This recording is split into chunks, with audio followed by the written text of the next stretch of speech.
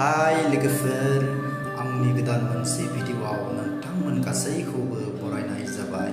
आं दिनै नोंथांमोननो बयजोंबो सिनायजानाय बर'नि मुंदांखा फावखुंग्रि इउटिउबारफोरनि नेम आरो साबस्क्राइबार्सफोरखौ फारि फारियै दिन्थिनो लादों। आसा खालामो नोंथांमोना आंनि बे भिडिअखौ जोबजासिम नायलांगोन। फैदो बिदिब्ला भिडिअखौ स्टार्ट खालामनोसै। टप नाम्बार 1आव जायगा आवग्रिनो हादों आवगेमस्रि दैमारि। बिथांनि बे चेनेलआव गासै 3.63 लाख साबस्क्राइबार्सफोर दं।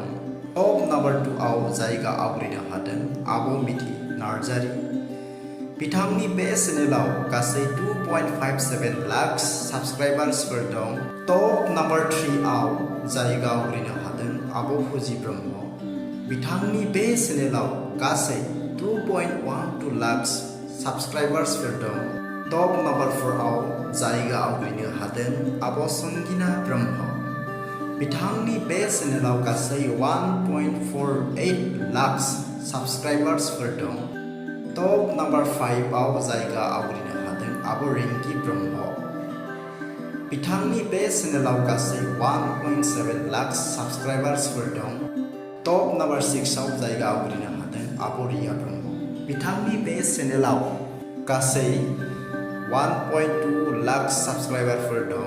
टप नाम्बार 7आव जायगा आवग्रिनो हादों आब' मासुम ब्रह्म। बिथांनि बे चेनेलआव गासै 99.2K साबस्क्राइबार्सफोर दं। टप नाम्बार 8आव जायगा आवग्रिनो हादों आब' हेलिना दैमारि। बिथांनि बे चेनेलआव गासै 99.1K साबस्क्राइबार्सफोर दं। टप नाम्बार 9आव जायगा आवग्रिनो हादों आब' लिपिका ब्रह्म। बिथांनि बे चेनेलआव गासै 96.4K साबस्क्राइबार्सफोर दं। टप 10आव जायगा आवग्रिनो हादों आब' मनालिसा हाज'वारि।